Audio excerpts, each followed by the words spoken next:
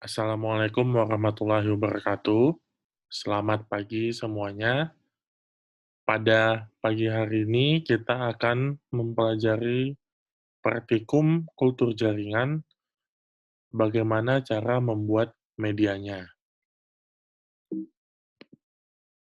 Tujuan dari praktikum kali ini, praktikum kelima adalah untuk mengetahui jenis media apa saja yang digunakan pada kultur jaringan tanaman, serta mengetahui bagaimana cara pembuatannya.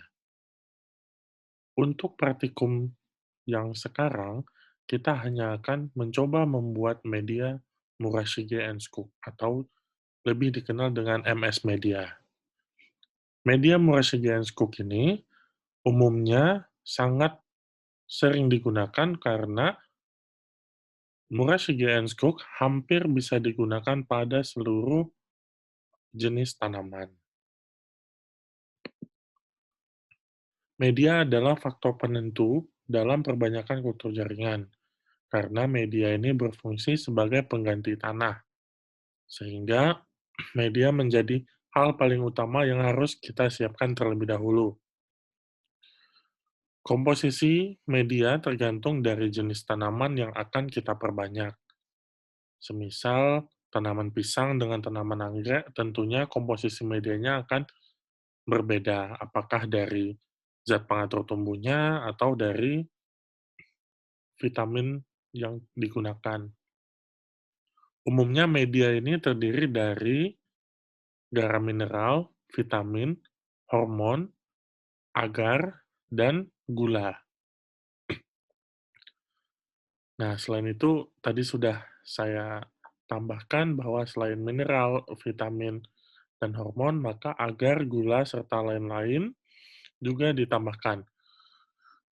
Dan zat pengatur tumbuh yang kita tambahkan juga bervariasi, baik jenis maupun jumlah, tergantung dari tujuan kultur jaringan dan tanaman apa yang kita gunakan. Media yang sudah jadi lalu kita tempatkan pada tabung reaksi atau botol kultur untuk kemudian media ini disterilkan dengan cara pemanasan atau sterilisasi di autoklaf. Nah, adapun jenis media kultur yang umumnya adalah Murach Genscook, media gambok B5, umumnya untuk kedelai, lalu media dasar white, media dasar Fasin and Wen, biasanya untuk anggrek, lalu niche, Schenkelderban, woody plant medium untuk tanaman keras, dan media dasar N6 untuk padi. Nah, jika kita melakukan praktikum pembuatan media kultur jaringan, maka alat dan bahan yang kita gunakan adalah sebagai berikut. Alatnya berupa autoklaf untuk sterilisasi media, lalu botol kultur untuk kita meletakkan media yang kita buat tadi, beker gelas sebagai uh, botol atau wadah ukur, lalu batang pengaduk, timbangan untuk menimbang zat-zat seberapa banyak yang dibutuhkan, pipet tetes untuk meneteskan ZPT biasa, karena ZPT diperlukan hanya sedikit. Lalu hot plate untuk memanaskan media tadi. Fungsi pemanasan media adalah bukan untuk sterilisasi ya, fungsi pemanasan dengan hot plate adalah untuk agar zat-zat yang kita masukkan tadi seperti hormon, ZPT, dan lain-lain itu lebih mudah bersatu, lebih mudah larut. Sedangkan untuk autoklaf, itu nanti setelah larut, maka kita sterilkan. Lalu pH meter, kita harus ukur pH media dan kertas saring untuk menyaring media agar lebih halus lagi dan steril. Bahan yang kita harus siapkan adalah MS instan atau ready to use. Biasa eh, akhir-akhir ini lebih populer menggunakan MS instan karena media murah segan skog instan ini kita tidak perlu menyiapkan larutan stok lagi. Karena larutan stok Banyak yang harus disiapkan. Untuk makro ada CHONSPKCAMG, sedangkan mikro juga ada beberapa. Jadi makanya dengan MS Instant sudah ready to use, sudah ada semuanya kecuali kita tambahkan agar, sukrosa, dan ZPT serta Aquades. Karena MS Instant sudah terdapat larutan stok juga vitamin. Lalu Aquades dan NaOH dan HCl. Prosedur kerjanya, pertama menimbang gula sebanyak 30 gram dan larutkan dalam 500 ml Aquades dengan menggunakan beaker gelas yang 1 liter. Selanjutnya kita tambahkan stok hara makro 10 ml dan stok hara mikro 10 ml juga, kemudian vitamin 10 ml dan zat besi 10 ml. Nah, ini jika kita tidak menggunakan media MS instan, kita gunakan media yang harus digunakan larutan stok. Tapi kalau kita punya yang MS instan, maka step ini kita lewatkan.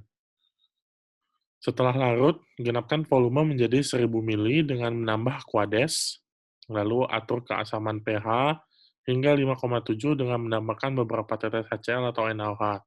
Jika pH-nya masam, maka kita tambahkan NaOH.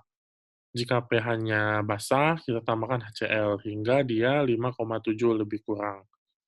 Setelah diatur pH, maka tambahkan ZPT apakah dari golongan sitokinin ataupun dari golongan auksin. Kemudian tambahkan agar sebanyak 7 gram. Lalu, sambil media dipanaskan, kita aduk di atas kompor listrik tadi atau hot plate. Nah, setelah itu, setelah larut, masukkan masing-masing ke dalam botol 25 ml dan kita label untuk jika ada perlakuan. Setelah itu tutup botol, tapi jangan terlalu rapat, agak renggang, dan ditambahkan aluminium foil, lalu sterilkan pada autoclave dengan suhu 121, tekanan 17,5 pounds per square inch, selama lebih kurang 1 jam di suhu ini dan tekanan yang ini. Lalu, media tidak bisa digunakan langsung, karena harus disimpan dulu paling cepat 3 hari. Fungsinya untuk melihat apakah media yang kita buat steril, benar-benar steril, tidak kontaminasi. Nah, hasil akhir berupa media dalam botol seperti ini. Ini adalah alat autoclave ya, kita sterilisasi seperti ini. Hasil praktikum berupa tabel pengamatan atas media yang kita biarkan lebih kurang 3 hari. Nah, apakah media yang dibuat berapa jumlahnya, yang terkontaminasi berapa, dan yang tidak kontam ada berapa. Sekian materi praktikum hari ini. Selanjutnya, kalian diwajibkan untuk menonton video tutorial yang ada di YouTube. Linknya sudah saya upload juga di e-learning.